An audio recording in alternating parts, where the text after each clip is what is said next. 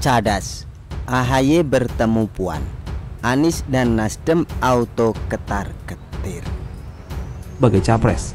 Jadi bagi Demokrat, yang terpenting kepastian berlayarnya. Karena kami ingin apa yang menjadi aspirasi dari publik dan masyarakat yang ingin perubahan, yang menginginkan Mas Anies Baswedan bisa menjadi calon presiden dan berlayar di 2024 serta memenangkan Pilpres nanti benar-benar bisa terwujud.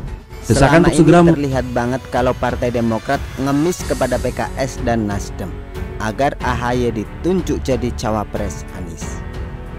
Kalau dihitung-hitung sudah puluhan upaya yang dilakukan oleh Partai Demokrat agar ketua umumnya itu bisa berduet bareng Anies.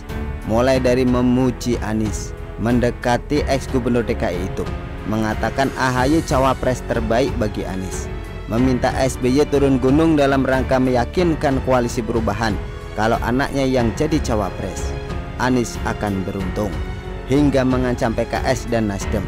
Partai Demokrat akan keluar dari koalisi perubahan kalau AHY tidak kunjung ditetapkan sebagai cawapres Anies hingga akhir Juni 2023 ini. Kalau Juni belum deklarasi berpasangan Anies AHY, kemungkinan Demokrat akan mengevaluasi dukungan kepada Anies, ujar Ketua Bapilu Partai Demokrat Andi Arief dengan nada mengancam. Lalu, apa respon PKS dan Nasdem? Partai Demokrat menginginkan banget kursi cawapres Anies tersebut. Slow, kayak nggak menghargai Partai Demokrat sama sekali. Seperti PKS, tanpa bersalah sibuk mengusulkan nama lain sebagai cawapres Anies, mulai dari Aher, Hovifah hingga Sandiaga Uno. Begitupun dengan Nasdem, juga sibuk mengusulkan nama lain di luar nama AHY. Hasil Rakernas Nasdem ada Andika dan Hovifah yang diusulkan jadi cawapres Anies, tutur Gus Coy. Sedangkan Anies, kita tahu sendiri, meskipun konon katanya dia diberi kebebasan oleh koalisi perubahan untuk menentukan cawapres, tapi ia tidak pernah sama sekali mengatakan tertarik menjadikan AHY sebagai wakilnya. Pertanyaannya kenapa begitu? Karena Anies tahu Surya Paloh tidak setuju mantan komandan Korgasma tersebut jadi cawapres dia.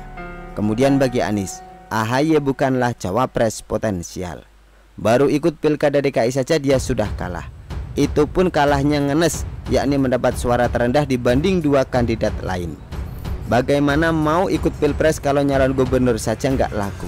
Idealnya ikut pilpres itu seperti Presiden Jokowi, nyalon wali kota menang 2 kali berturut-turut, bahkan di periode kedua mendapatkan suara sebesar 82,23%. Nyalon gubernur DKI juga menang, padahal lawannya kala itu bukan kaleng-kaleng, tapi petahana yang juga kader Demokrat, Fauzi Bowo.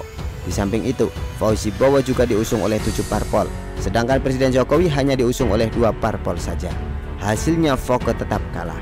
Jadi wajar bila kemudian Presiden Jokowi diusung sebagai capres oleh PDIP, karena sudah terbukti memenangkan pertarungan di tingkat kota madya maupun provinsi. Dan agak aneh memang ketika ada orang kalah di Pilgub tapi diusung untuk bertarung di Pilpres. Ini ibarat atlet yang di tingkat provinsi saja tidak berpotensi, tapi diikut sertakan ikut perlombaan di Pekan Olahraga Nasional PON. Ya kalau bukan dapat keajaiban, kalah itulah. Hal ini yang kemudian membuat Anies plus Nasdem mati-matian menolak AHY jadi cawapres. Hanya saja ini juga masalahnya. Meskipun AHY bukanlah cawapres potensial bagi Anies, tapi partainya Demokrat dibutuhkan oleh koalisi perubahan untuk memenuhi syarat ambang batas pencalonan presiden. Karena berdasarkan peraturan yang ada, seseorang itu bisa ikut pilpres jika diusung oleh partai atau gabungan partai, minimal mendapatkan 20% kursi di DPR atau 25% suara sah nasional. Sedangkan perolehan suara atau kursi di DPR PKS dan Nasdem, meskipun sudah digabung masih juga belum memenuhi syarat itu. Mesti ditambah oleh Demokrat biar cukup. Memang sih, ada juga partai umat yang mengusung Anies, tapi partai tersebut kan baru, sehingga belum punya suara dan kursi di DPR.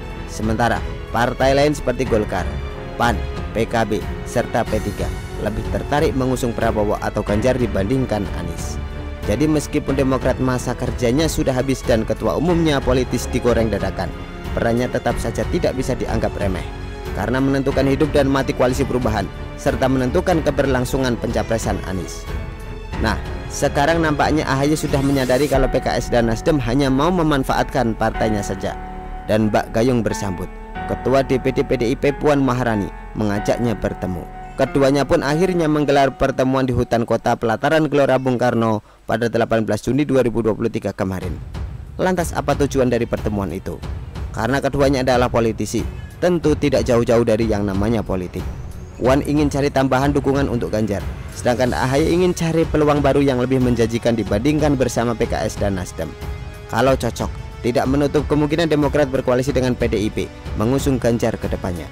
Apalagi berdasarkan banyak hasil survei, peluang Ganjar untuk terpilih sebagai presiden jauh lebih besar dibandingkan Anies.